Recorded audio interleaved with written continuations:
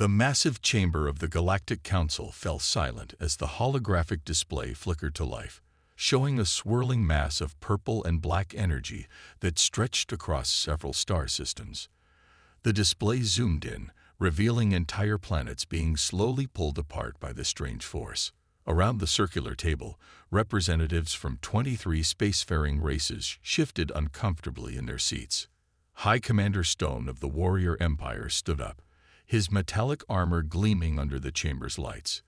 This anomaly has already destroyed 3 mining outposts and threatens 4 populated systems, he announced, his deep voice echoing through the chamber.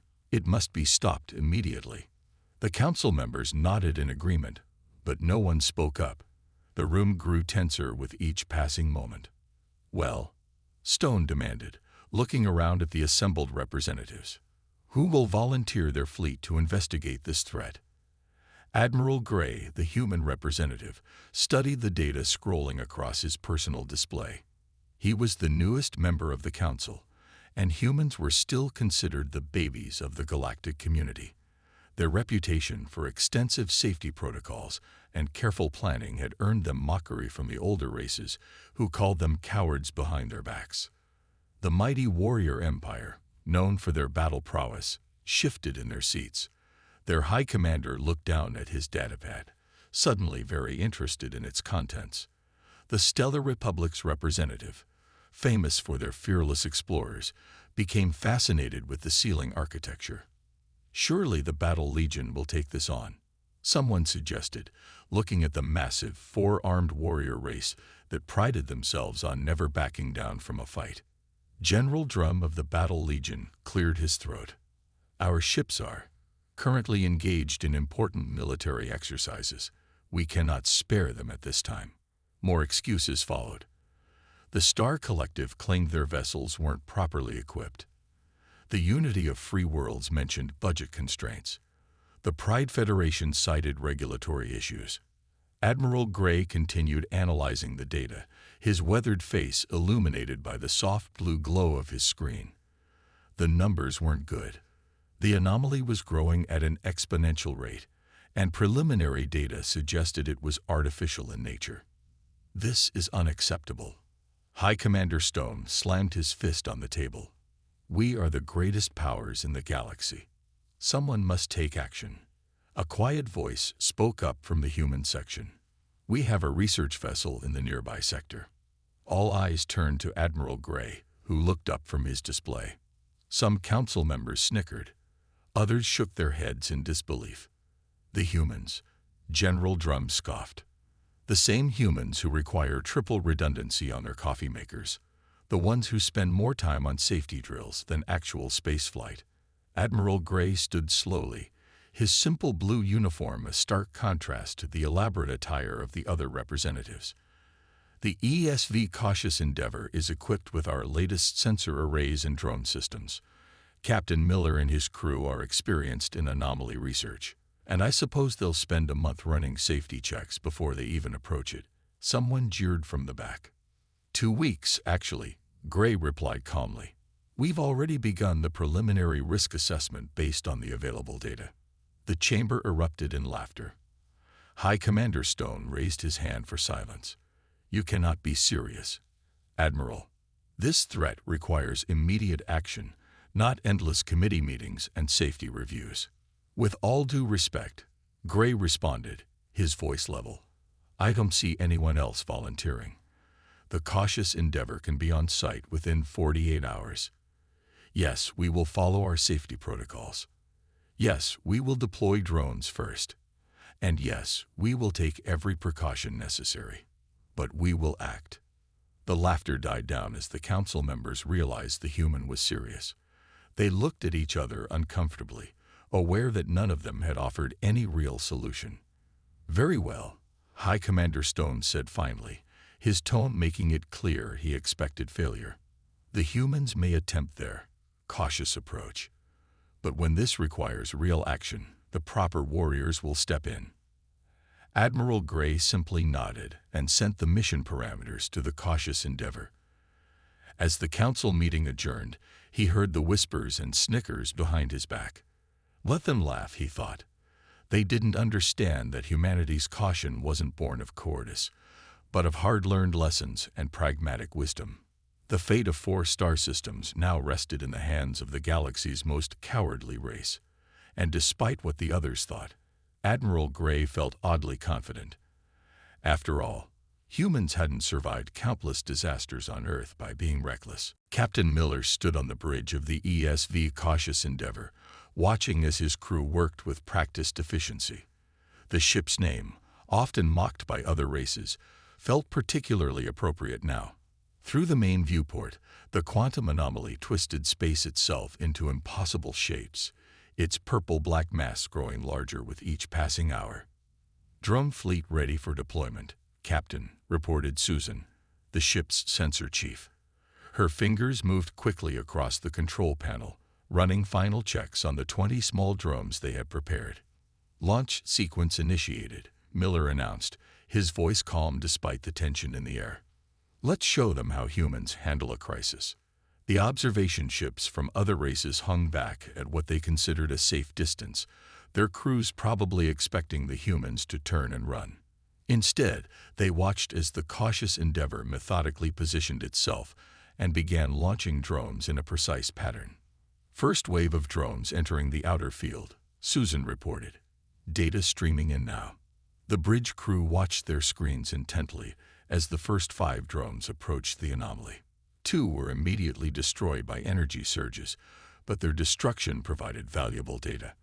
The remaining 3 continued their careful approach, sending back readings that made several crew members gasp.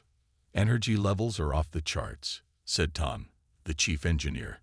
"No wonder those mining outposts didn't stand a chance. But look at these patterns. They're not random." Miller nodded, studying the data.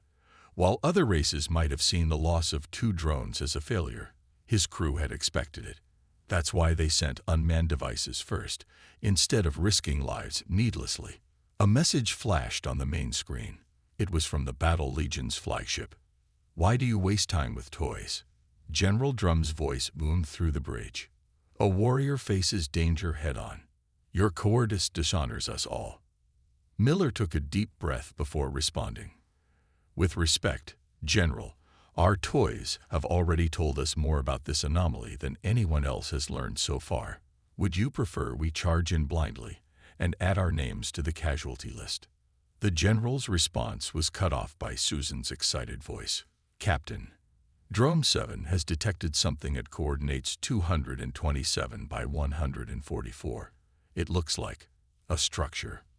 The bridge crew gathered around the main display as the drone's camera zoomed in on what appeared to be an artificial construction at the heart of the anomaly. It was barely visible through the swirling energy, but its geometric shape left no doubt. This was no natural phenomenon. "Launching second wave of drones," Miller announced. "Let's get a better look at that structure." The next hour was a carefully orchestrated dance. Each drone movement was calculated, each sensor reading analyzed. 2 more drones were lost, but the sacrifice of these machines brought them closer to understanding the threat. "Sir," Tom called out, his voice tense with excitement. "These energy signatures, they match ancient records from the Great Collapse. This might be old tech, from before any of our civilizations existed." The observation ships had drawn closer now, their crews no longer mocking but watching with growing interest as the humans methodically mapped the anomaly and the structure within it. "Deploying final wave of drones," Susan announced. "Full sensor sweep initiating." Miller watched as the last group of drones moved into position, completing a complex 3-dimensional grid around the anomaly. The amount of data flowing into their computers was staggering, but their systems, with their triple redundancy that other races found so amusing, handled it perfectly.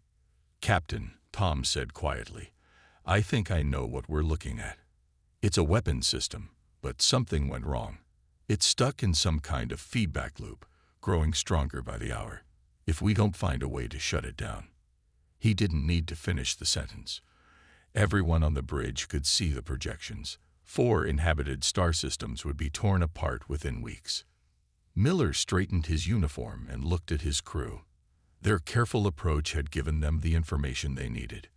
Now came the hard part, figuring out how to stop it. "Send all our findings to the science team," he ordered, "and prepare the ship for closer approach. We've done the reconnaissance.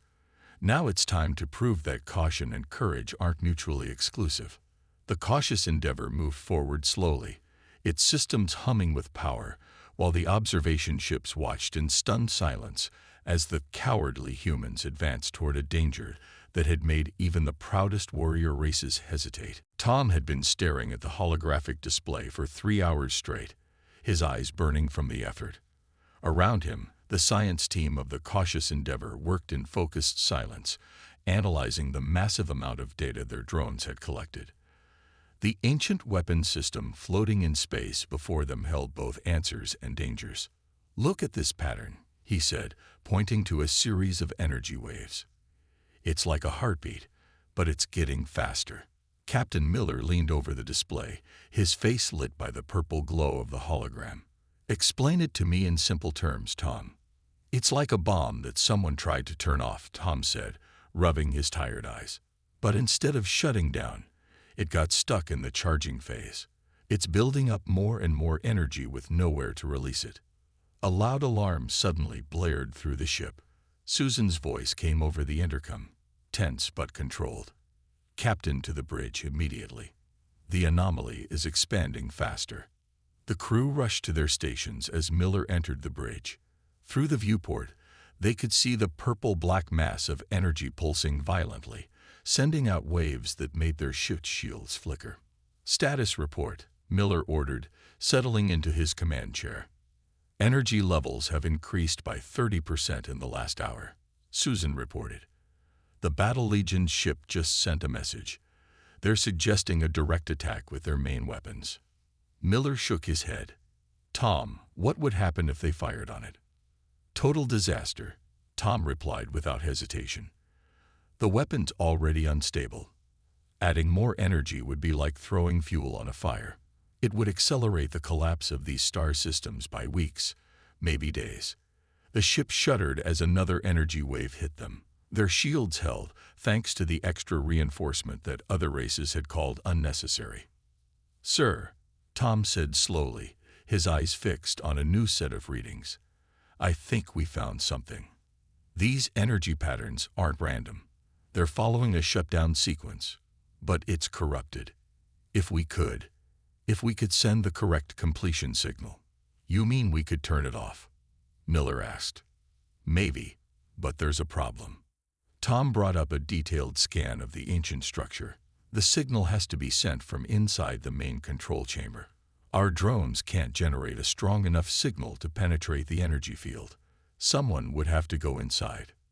The bridge fell silent.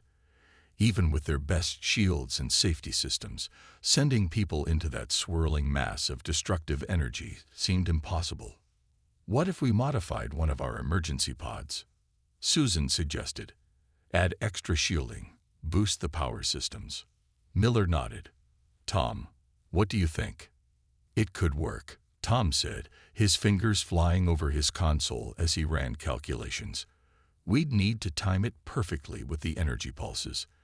There's a pattern, a 3-second window between each pulse where the energy levels drop slightly. If we time it right, a reinforced pod could make it through." "And then what?" Miller asked. "Then," Tom paused. "Then someone would have to exit the pod, reach the control panel, and input the shutdown sequence. The pod's shields would offer some protection, but once someone steps out..." He didn't need to finish the sentence. Captain Miller stood up and looked at his crew. "Calculate everything. I want 3 backup plans for every step. If we're going to do this, we do it the human way. Careful, prepared, and ready for anything." The next few hours were a blur of activity. The engineering team modified an emergency pod, adding every protection they could think of. The science team refined their calculations again and again, mapping out the safest possible approach vector. Messages kept coming in from the other ships. The Battle Legion still wanted to attack. The Warrior Empire suggested simply evacuating the threatened systems, and letting the weapon burn itself out. None of them understood what the humans were trying to do. "Captain," Tom called out finally, "we're ready for a final review of the plan." Miller gathered his senior crew in the conference room. The holographic display showed their proposed route through the energy field, the modified pod specifications, and a shutdown sequence they decoded from the ancient system. "I won't lie to you," Miller said, looking at each crew member in turn. "This is probably the most dangerous mission any of us have ever attempted, but we've planned for every contingency we can think of. Now we need volunteers for the pod team." Before he could finish speaking, several hands went up. The cowardly humans were ready to risk everything to save millions of lives, not through reckless bravery, but through careful planning and calculated courage. The real test was about to begin. 5 crew members stood before Captain Miller in the Cautious Endeavor's main briefing room. Each had volunteered for what could be a one-way trip into the heart of the ancient weapon. The captain looked at their faces, seeing not fear, but determined focus. "You all understand the risks," Miller said, not as a question but as a statement.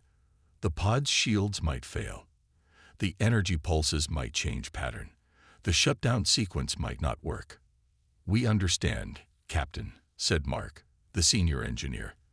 A decade of experience had given him the steadiest hands on the ship. "That's why we plan for everything." Lisa, the youngest volunteer, stepped forward. Her expertise in ancient technology made her invaluable for this mission. "The backup systems are ready. If the main shutdown fails, we have 3 alternative approaches." The ship's communication system crackled to life. "Human vessel," boomed the voice of High Commander Stone. "Your observed preparations are taking too long. The weapon's energy field has expanded another 12% while you waste time with meetings." Miller pressed the response button. "Commander, we're launching the mission within the hour. Our volunteers are reviewing the safety protocols." Laughter echoed through the speakers. Safety protocols. While entire worlds are at risk, this is why humans will never be true warriors. Tom stepped up to the communication panel. "Sir, with respect, this isn't about being warriors. This is about stopping a device that could destroy 4 star systems. We get one shot at this. We're going to do it right." The commander's reply was cut off as Miller switched off the channel. He turned back to his volunteers. "Final equipment check." The modified emergency pod stood ready in the launch bay. What had once been a simple escape vehicle now bristled with additional shielding and sensor equipment. The engineering team had worked non-stop for 12 hours to reinforce every system. "Primary shield generator, check," Mark called out, running his diagnostic tool over the pod's hull. "Backup power cells, check," said Robert, the power systems specialist. "All 3 of them." "Emergency teleport beacons, check," Lisa added, testing each of the personal devices they would carry. Another unnecessary human safety measure that other races mocked. The final preparations continued with methodical precision. Each system was tested, then tested again. Every tool was checked, every backup plan reviewed. The other races watched through their ship sensors, some in disbelief, others in growing curiosity. "Captain," Susan's voice came over the intercom. "Energy pulse patterns are holding steady. We have a clear launch window in 15 minutes." Miller gathered the volunteers for one final briefing. "Mark and Lisa will enter the control room. Robert and John will maintain the pod systems. Tom stays as technical support. Remember your training. Remember the protocols. But most importantly, remember that being careful doesn't mean being afraid." A message flashed on the main screen. A transmission from the Battle Legion's ship. General Drum's face appeared, his expression stern. "We have watched your preparations, humans. Perhaps we were hasty in our judgment. Our warriors stand ready to assist if needed." Miller nodded in acknowledgement. "Thank you, General. We'll signal if we need support." The volunteers began their final safety checks, each one helping the others verify their equipment. Their movements were confident, practiced, the result of countless drills and simulations. 3 minutes to launch window," Susan announced. Lisa checked her data pad one last time, reviewing the shutdown sequence. If the main console is damaged, we can try accessing the secondary systems through the maintenance ports. If that fails, we have the manual override codes. And if all that fails, Mark added with a slight smile, we have 17 different ways to get out of there fast. The launch bay cleared except for the mission team. As they prepared to board the pod, Miller addressed them one final time. Other races call us cowards because we plan, because we prepare, because we acknowledge danger. But true courage isn't about ignoring risks. It's about facing them with open eyes and ready minds. The volunteers nodded, their expressions serious but determined. They weren't going in blind, weren't charging ahead recklessly. They were doing this the human way, with every possible preparation and precaution, yet still willing to risk everything to save millions of lives. Launch window in 60 seconds, Susan's voice announced. The team boarded the pod, each moving to their assigned positions. As the pod's door sealed shut, the cowardly humans prepared to show the galaxy what real courage looked like. The modified pod launched precisely on schedule, gliding smoothly into the swirling purple-black energy field. Inside, Mark and Lisa watched their sensor displays while Robert and John monitored the pod systems. No one spoke except to relay essential information. First energy wave approaching, Robert announced, his fingers hovering over the shield controls.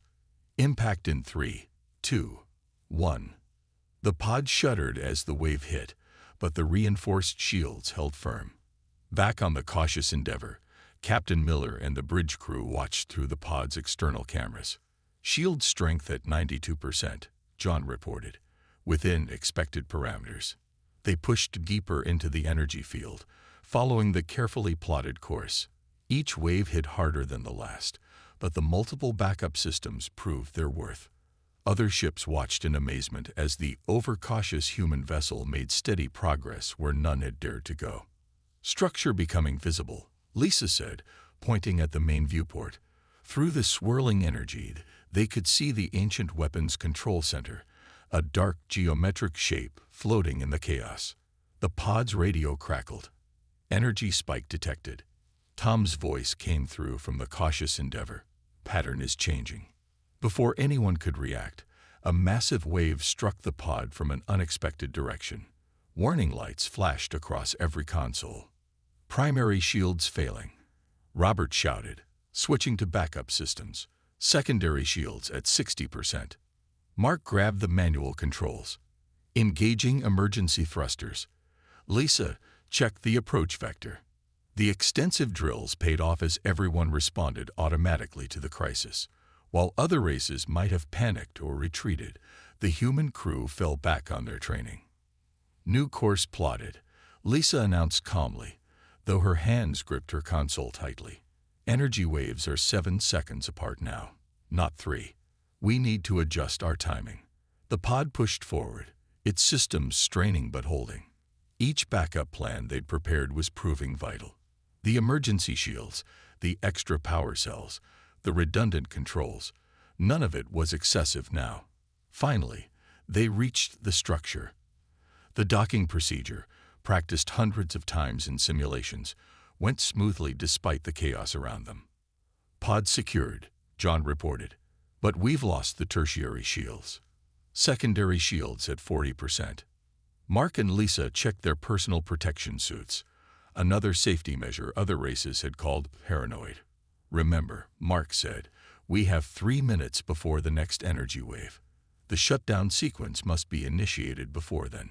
They opened the pod's hatch and entered the ancient structure. Their helmet lights illuminated corridors that hadn't seen life in millions of years. Control room ahead, Lisa said, consulting her datapad. Main console should be there. The console was barely recognizable under layers of dust, but it was intact. Lisa immediately began inputting the shutdown sequence while Mark kept watch on their surroundings. 2 minutes to next wave. Robert's voice came through their comms.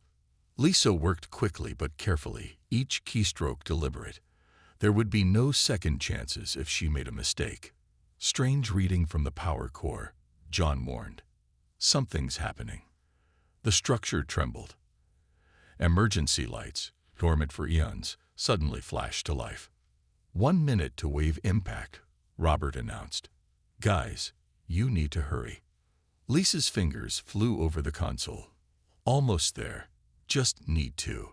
A violent shudder ran through the structure. Part of the ceiling collapsed nearby, barely missing them. Their excessive protective suits now seemed like a very good idea. 30 seconds. Done. Lisa shouted. Shutdown sequence initiated. But as they turned to leave, another section of ceiling came down, blocking their path back to the pod. The unnecessary backup plans were about to be tested. Primary exit blocked. Mark reported calmly into his comm, initiating evacuation plan B. They turned to the emergency maintenance shaft they had identified in their preparation, a backup route that other races would have considered a waste of time to plan for. The structure groaned around them as the ancient weapon began its shutdown sequence. Now they just had to survive the process they had started. Time was running out, and their path to safety was blocked. But they weren't afraid. They were prepared. This was the moment when all their careful planning would prove its worth or fail completely. The true test of human cowardice had begun. Mark and Lisa raced through the maintenance shaft, their helmet lights cutting through the darkness. The ancient structure shook violently around them as the weapon system began its shutdown sequence, energy levels dropping. Tom's excited voice came through their comms from the cautious Endeavor. Whatever you did, it's working. But celebration would have to wait. The maintenance shaft, their backup escape route, was proving just as dangerous as the main path. Every few seconds, another tremor threatened to bring down the walls around them. Structural integrity failing, Robert reported from the pod. You have maybe 2 minutes before this whole place comes apart. They reached a junction where the shaft split into 2 paths. Lisa quickly checked her wrist computer, where they had stored detailed maps of the structure. Another unnecessary preparation that was now proving crucial. Left tunnel, she shouted. The right one leads to a dead end. As they turned left, a massive shock wave rocked the structure. The ceiling behind them collapsed, cutting off any chance of going back. Their protective suits' sensors screamed warnings about rising radiation levels. 1 minute until complete structural failure. John's voice crackled through static. The pod's shields are barely holding.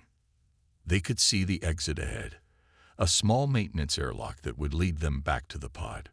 But as they approached, Lisa stumbled. Her leg was caught in a twisted piece of metal that had broken through the floor. Go, she yelled at Mark. The shutdown sequence still needs the final confirmation code. Someone has to reach the pod's computer. Mark didn't hesitate. But instead of running to safety, he started working to free Lisa's leg. The other races might have seen it as foolish, risking one life to save another when the mission was almost complete. But humans had never left their people behind. 30 seconds. Robert's voice was urgent now. The next energy wave will tear this place apart. Mark finally freed Lisa's leg. They half ran, half limped toward the airlock. Behind them, the maintenance shaft was collapsing section by section. 20 seconds. They reached the airlock. The emergency override codes, yet another backup plan, allowed them to cycle it quickly. 10 seconds. They pushed off from the airlock, their suits' small thrusters guiding them toward the pod. The distance seemed impossibly far. 5 seconds. Mark grabbed Lisa's arm and threw her forward with all his strength, giving her the extra momentum needed to reach the pod's hatch. The action pushed him backward, away from safety. Braced for impact, Tom shouted. The energy wave hit just as Lisa tumbled through the pod's hatch. Mark was still outside, floating in space, when the wave engulfed him. But humans didn't plan for nothing.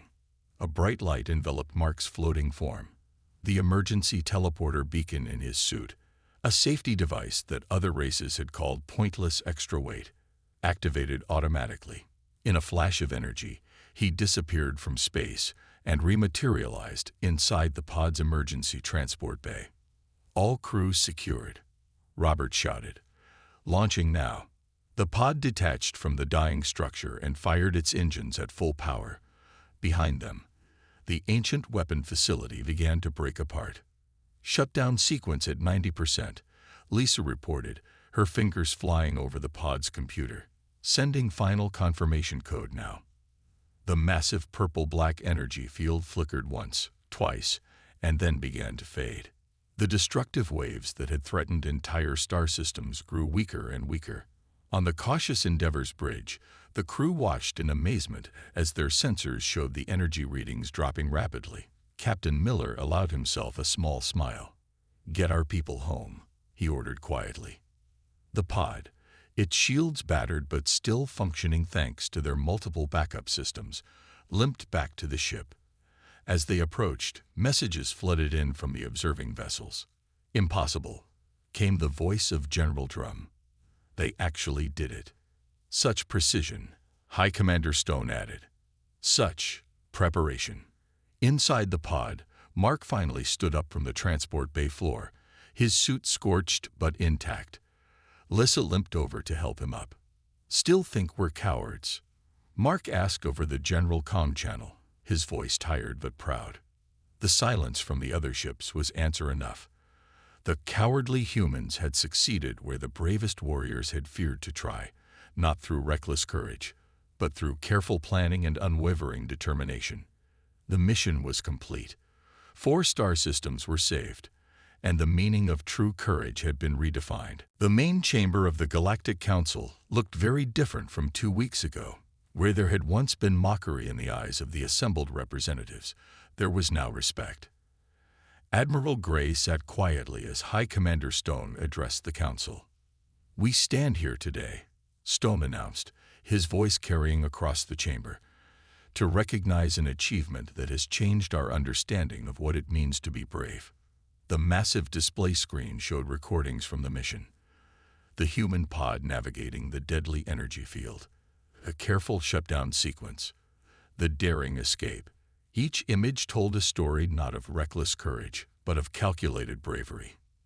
The human crew of the cautious Endeavour, Stone continued, saved 4 star systems and over 12 billion lives. They did this not through blind courage, but through something we had foolishly mistaken for cowardice. Admiral Gray watched as Captain Miller and his crew stood before the council.